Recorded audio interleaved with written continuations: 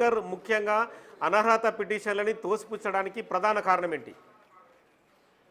నెలకొన్నటువంటి తీర్పు కాసేపటి క్రితమే స్పీకర్ వెల్లడించారు. మొత్తం 2 తెలుగు రాష్ట్రాల్లో కూడా అసలు ఈ అనర్హత పిటిషన్ పైన ఏం జరగబోతోంది, నిజంగా బీఆర్ఎస్ ఎమ్మెల్యేలు చెప్పేటట్టు వీళ్ళందరినీ సస్పెండ్ చేస్తారా, అసలు ఏం జరగబోతోంది అంటూ కూడా గత కొద్ది రోజుల నుంచి ఎదురు చూస్తున్నప్పటికీ కూడా మొత్తానికి స్పీకర్ అన్ని అంటే ఇరు వర్గాలకు సంబంధించినటువంటి వాదనలు విని క్రాస్ ఎగ్జామినేషన్ చేసిన తర్వాత తుది నిర్ణయం తీసుకున్నారు.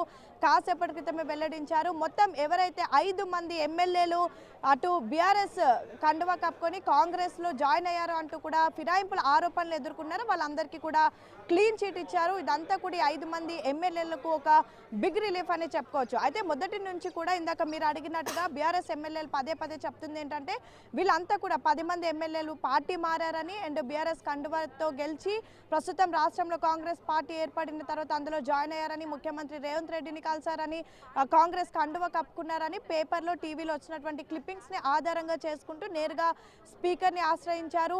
హైకోర్టుకి వెళ్లారు, సుప్రీంకోర్టుకి వెళ్లారు. ఈ 10 మందిని కూడా డిస్క్వాలిఫై చేయాలంటూ కోరారు. అయితే వాళ్ళు ఇచ్చినటువంటి ఎవిడెన్స్ ఏవి కూడా ప్రాపర్ గా లేవు అంటూ కూడా ప్రస్తుతం స్పీకర్ గుర్తించి ఈ 5 మందిని కూడా బీఆర్ఎస్ ఎమ్మెల్యేలుగానే గుర్తించారు. ఇప్పటికీ ఈ ఆరోపణలు ఎదుర్కొంటున్నటువంటి ఎమ్మెల్యేలంతా కూడా పదే పదే తాము ముఖ్యమంత్రిని కలిసింది కేవలం నియోజకవర్గ అభివృద్ధి కోసం, నిధుల కోసం.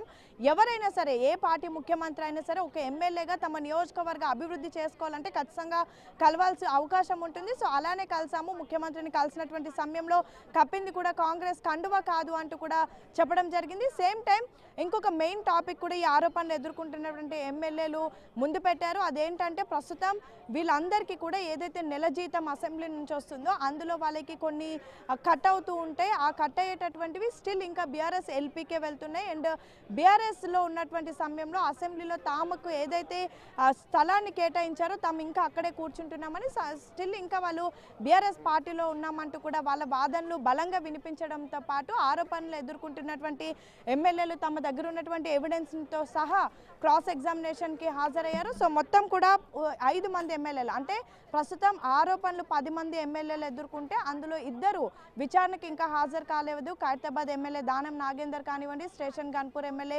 కడియం శ్రీహరి, వీళ్ళిద్దరికీ కూడా వివరణ ఇవ్వాలి అంటూ నోటీసులు ఇచ్చినప్పటికీ మాకు సమయం కావాలి అంటూ కూడా కోరారు. సో ఇంకా వాళ్ళు వివరణ ఇవ్వలేదు, వాళ్ళు ఇంకా విచారణకు హాజరవ్వలేదు. 8 మంది ఎమ్మెల్యేలను కూడా స్పీకర్ ఇదే అసెంబ్లీలో 3 దఫాలుగా అటు ఆరోపణలు చేసినటువంటి ఎమ్మెల్యేలను, ఎదుర్కొంటున్నటువంటి ఎమ్మెల్యేలను వాళ్ళ అడ్వకేట్ల ద్వారా కూడా విచారించారు. 3 దఫాలుగా విచారించారు. 3 దఫాలుగా కూడా నేరుగా స్పీకర్ విచారించి ఇరు వర్గాలు చెప్పినటువంటి సమాధానాన్ని బేస్ చేసుకొని ఒక నివేదికను తయారు చేశారు. ఉదయం నుంచి కూడా ఉత్కంఠ వాతావరణం నెలకొంది. అసలు తీర్పు ఏ విధంగా ఉండబోతోంది అంటూ కూడా ఎదురు చూసినప్పటికీ మొత్తానికి స్పీకర్ వీళ్ళ 5గురికి కూడా క్లీన్ చీట్ ఇచ్చారు. వీళ్ళ 5గురు కూడా బీఆర్ఎస్ ఎమ్మెల్యేలు అంటూ గుర్తించారు. అటు అర్కేపూడి గాంధీ, షేర్లింగంపల్లి ఎమ్మెల్యే అర్కేపూడి గాంధీ కానివ్వండి, పటంచేరు ఎమ్మెల్యే గూడెం మైపాల్ రెడ్డి, బండ్ల కృష్ణమోహన్ రెడ్డి, ప్రకాష్ గౌడ్, తెల్లం వెంకట్రావు వీళ్ళంతా కూడా ఇంకా బీఆర్ఎస్ ఎమ్మెల్యేలుగా ఉన్నారు. వీళ్ళపైన వచ్చినటువంటి ఆరోపణలన్నింటినీ కూడా కొట్టివేసేశారు. సో మొత్తానికైతే ఈ 5గురికి కూడా ప్రస్తుతం ఇది ఒక బిగ్ రిలీఫ్ అని చెప్పుకోవచ్చు. ఎందుకంటే వన్స్ సస్పెండ్ అయితే మాత్రం ఖచ్చితంగా మరొక 6 ఏళ్ల పాటు కూడా ఏ ఎన్నికల్లో కూడా వీళ్ళు పోటీ చేయరు, వీళ్ళు అనర్హులుగా మిగిలిపోతారు, డిస్క్వాలిఫై అయిపోతారు.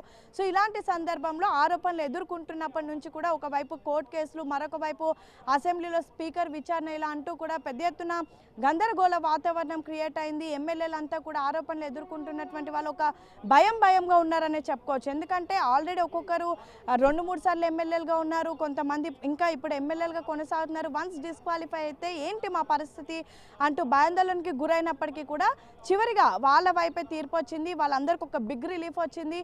సో 8 మంది ఎమ్మెల్యేలు విచారణకు హాజరైతే అందులో 5 మంది ఎమ్మెల్యేలకు సంబంధించిన తీర్పు మాత్రం ఈరోజు స్పీకర్ వెల్లడించారు. స్పీకర్ వెల్లడిస్తూ కూడా ఫిరాయింపుల ఆరోపణలు ఎదుర్కొంటున్నటువంటి ఎమ్మెల్యేల మొత్తం కూడా వాళ్ళకి రిలీఫ్ ఇవ్వడంతో పాటు ఏదైతే బీఆర్ఎస్ తరపునటువంటి ఎమ్మెల్యేలు వాదిస్తున్న పిటిషన్ని డిస్మిస్ చేసినటువంటి పరిస్థితి. సేమ్ టైం ఇంకా 3 ఎమ్మెల్యేలను కూడా వాళ్ళకి సంబంధించిన తీర్పు కూడా రేపు వెల్లడించేటటువంటి అవకాశం కనిపిస్తుంది. ఎందుకంటే సుప్రీంకోర్టు ఇప్పటికే ఆల్రెడీ ఒక గడువు ఇచ్చింది. ఆ గడువు సమయానికి నివేదిక తయారు చేయలేదు, నిర్ణయం తీసుకోలేదు. సో మరొకసారి అప్పుడు సుప్రీంకోర్టు ఆగ్రహం వ్యక్తం చేసినటువంటి సమయంలో 4 వారాల పాటు సమయం కావాలి అని కోరారు. అది రేపటితో ముగిస్తుంది.